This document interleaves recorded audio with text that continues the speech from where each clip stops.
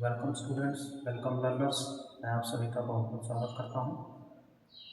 बहुत सारे ऐसे लोग हैं, बहुत सारे स्टूडेंट्स हैं जो पढ़ना चाहते हैं, एग्ज़ाम में अच्छे मार्क्स लाना चाहते हैं, सक्सेसफुल होना चाहते हैं, लेकिन एक मेजर प्रॉब्लम उनको ये आती है कि वो जो सब्जेक्ट पढ़ते हैं या जिस चीज़ों को पढ़ते हैं कुछ समय बाद वो चीज़ को भूल जाते हैं। तो ये एक मेजर समस्या है, मेजर प्रॉब्लम होती है। इसके सॉल्यूशन के लिए बहुत सारे स्टूडेंट्स परेशान रहते हैं, बहुत सारे लोग इसी वजह से पढ़ाई से उनको इंटरेस्ट उनका ख़त्म हो जाता है। कुछ एग्ज़ाम्स में जब फेल हो जाते हैं तो उनका कॉन्फिडेंस लेवल भी गिर जाता है।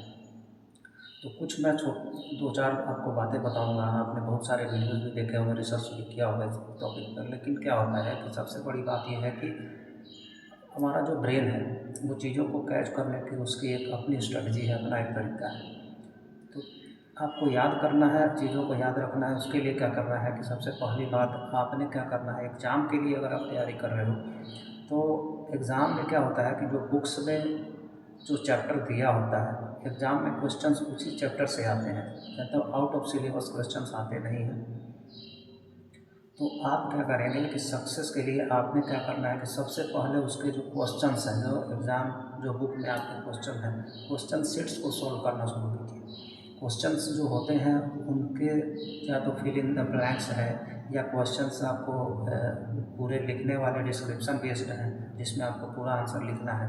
तो वो कोई भी क्वेश्चन बनेगा तो वो उस बुक के अंदर में जो लाइनें दी हुई है, जो एक चैप्टर जो लिखा हुआ है डिटेल्स, उसी में से वो चैप्टर क्वेश्चन आए जाते हैं। तो सबसे पहले आपको सक्सेस के लिए क्या करना है कि आप क्वेश्चंस को सॉल्व करना शुरू कीजिए।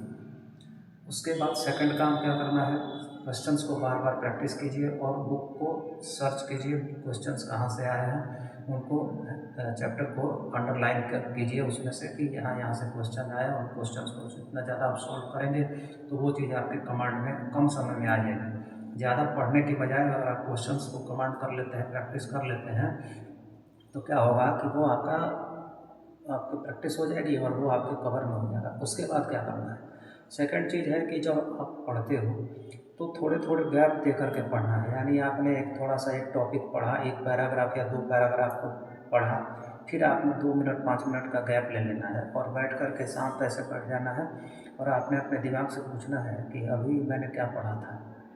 ठीक है, ये पढ़ा था, उसमें ये लिखा हुआ था। तो उस चीज़ को 5 मिनट आपने बिना बुक की हेल्प लिए हुए उसको रिपीट करना है दिमाग में। जैसे अभी मैंने क्या पढ़ा, ठीक है, ये सेंटेंस के बारे में मैंने पढ़ा, हिस्ट्री के बारे में, हिस्ट्री में ये ड्यूरेशन के अंदर में ये लड़ाई हुई थी। ठीक है, तो ये चीज़ को आपने 10 मिनट पढ़ना है तो आपने 10 मिनट या 8 मिनट, 10 मिनट, 12 मिनट दिमाग को बैठ करके उसको दिमाग से खुद पूछना है कि अभी मैंने क्या पढ़ा था।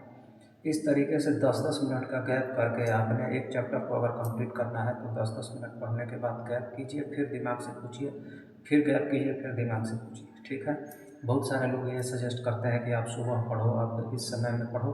अगर आपके लिए पॉसिबल है सुबह पढ़ना तो ठीक है, जिस समय आपको शांति मिल रही है, जिस समय में आपको इंटरेस्ट जग रहा है कि अब मैं बैठ करके पढ़ता हूँ, जो दिमाग अलाउ करेगा तो उस टाइम में आप फोकस रहोगे।